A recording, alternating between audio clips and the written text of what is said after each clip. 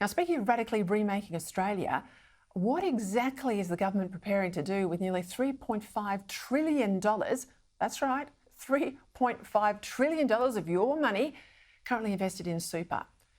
In declaring earlier in the week that the government would legislate that super was entirely about retirement incomes, except when it was about investing the government's priorities like climate change and other things, well, Treasurer Jim Chalmers has put us on notice for tax increases and the rule changes that are coming, despite saying pre-election that there would be no such thing.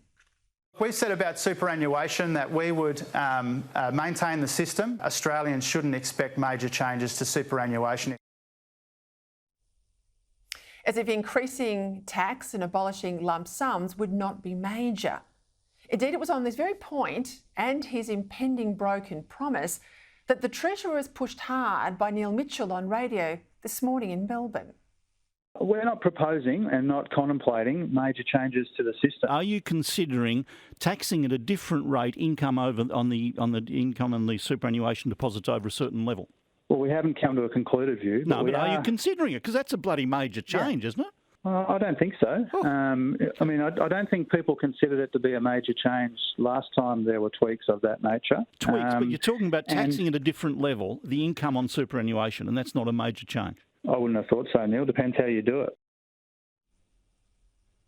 Now, if you thought the Treasurer was in a bit of frolic here, well, then comes the PM later in the day confirming he too doesn't think a tax hike is a big deal.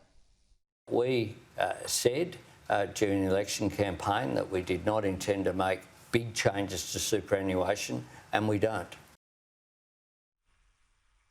Tax hike's not big. Let's remember, he mentions it there, let's remember what he said before the election on super. Does Labor commit to the current super arrangements for self-funded retirees and other superannuants? And do you rule out any increases to super taxes and changes to caps?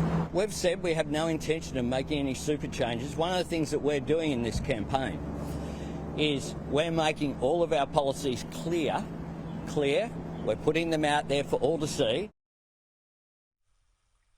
Make no mistake, everything here is up for grabs, including the amount you can put into super, the tax advantage it attracts, and in particular, whether you can take your super as a lump sum to pay off your mortgage, let's say, rather than just as an ongoing income stream to stop you getting a part pension.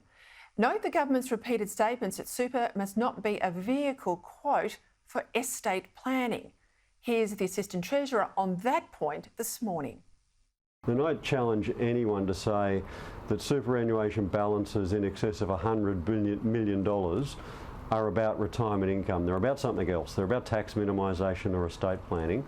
And we've got to put an end to the use or the distortion of superannuation. As you heard Ross Greenwood explain here on Monday night, this is all code for a death tax. The government won't say this, the government will deny this. But the reality is, right now, a large number of people are holding on to superannuation to pass to the next generation. Now, if all of a sudden people are deciding they must take an income from that money, then the government will be there waiting to say, well, actually, we want some slice of that before it goes to the next generation. The government wants to find ways to make you use up your super, not to give it to any of your children as an inheritance, as well as to stop you using it to pay off your house. Even though it's your money, it's your earnings that you have foregone because the government forces you to do so. Now, I can't think of anything that's more likely to turn up the so-called teal seats than an attack on people's assets, particularly ones that the government promised before the election would be safe. As well, along with the climate evangelist Bowen, I reckon Jim Chalmers is turning out to be the biggest liability for this government. First, that woolly essay about reinventing capitalism, now this assault on people's savings. He says he wants to be the next Paul Keating. I tell you, he's going to be the second Jim Cairns, as far as I can see.